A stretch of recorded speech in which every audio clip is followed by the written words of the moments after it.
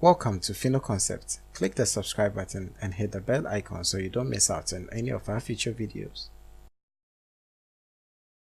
Hey, what's up guys, this is Theo from Concept. So today we are looking at our dashboard login.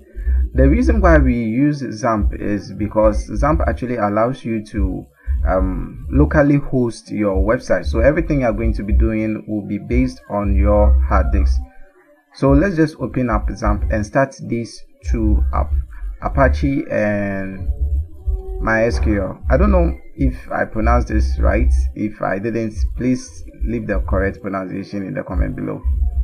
Okay, so for the first time you have to allow access for these two apps to run. So I'll do that. Then I'll open any browser, whichever browser you want is totally dependent on you. I keep saying it doesn't really change anything, but I'm using Firefox. So in Firefox search engine, I'll just type localhost because we are hosting it locally. Now this will open up XAMPP and you have to check on which language you are using. I'm going to use English, so I'll just click on English, and this is what we have for our interface. So we have to create a database which will link to this particular database we had here. So if I go back to XAMPP htdocs, so this particular database we created, which is tutorial, I have to create a database which will link to this one from XAMPP. So what you do is you go to PHP my admin. Depending on which version of XAMPP you are using, the interface might be different, but you still have to go to PHP my admin. Okay, so whilst we are there, the interface of this one I'm pretty sure is going to be the same. So you click on new up here, then you type in the new database. So for our sake it will be tutorial, and I'll leave everything just as it is, and I'll hit on create.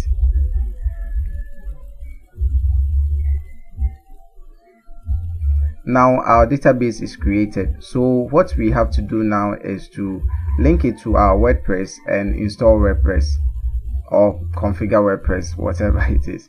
So I'll just open a new tab and type in localhost, then / I'll put in the database name here so that it will link to this particular database. Okay, and I'll hit enter.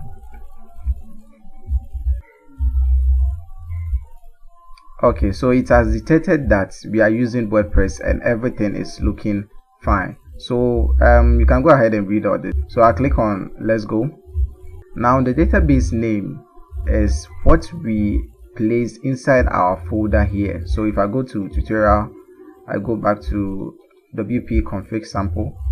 Now I can see the database name is tutorial. So I'll just type in tutorial here. Come back to this. Our username was root and our password was blank, so you have to input the same thing here. So root, and the password is left as blank.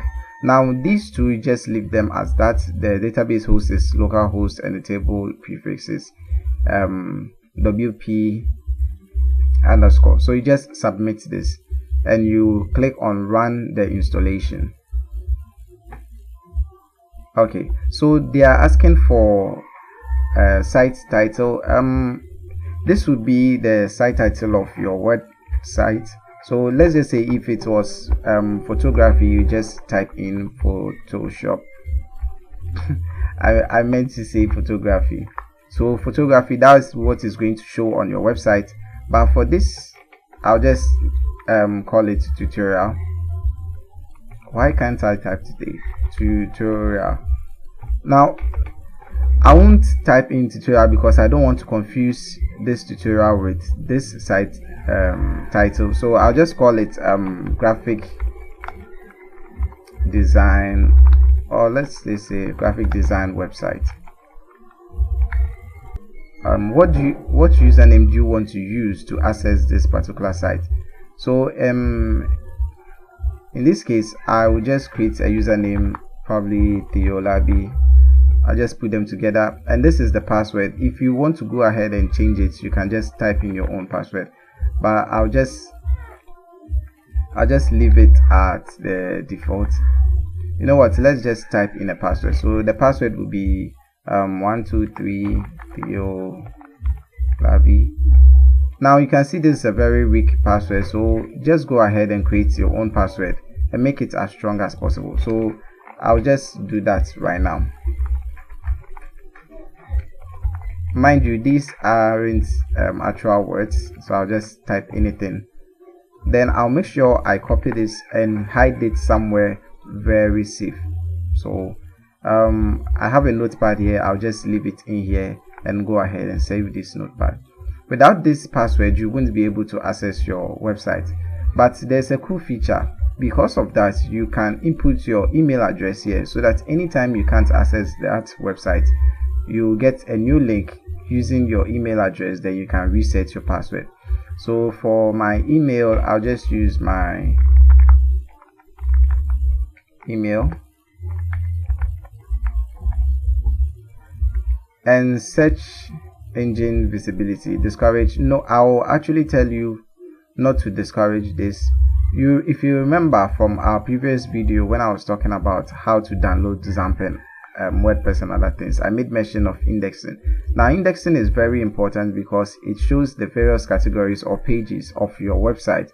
So it actually takes up a whole page on the search engine, so people are likely to visit your website, and that's actually a good news. But if you discourage it here, then it will disable that and leave just one link in the search engine. So install WordPress. So I'll go ahead and save this password because I don't want to memorize this long thing. Okay, so it's done. You can see that this is the step 2, and all we have to do is just log in. So I'll click on login. Now this is the login page of WordPress. To access this, all you have to do is go to localhost / your database name, which is tutorial / WP, which is for WordPress -admin, so WordPress administrator. So localhost, your database name, WP -admin. Now let's just say you've already hosted this on your on the internet. So let's say probably it was a graphic design website. So our name was graphic design website. We have to begin with www.graphicdesignwebsite.com. so this is your domain name. To go to the back end, you just add in / WP admin. As simple as that. Okay, so this is it. I'll just hit enter and it is going to send us to our login page. So you type in your username and your password, then you just log in. Let me just check remember me.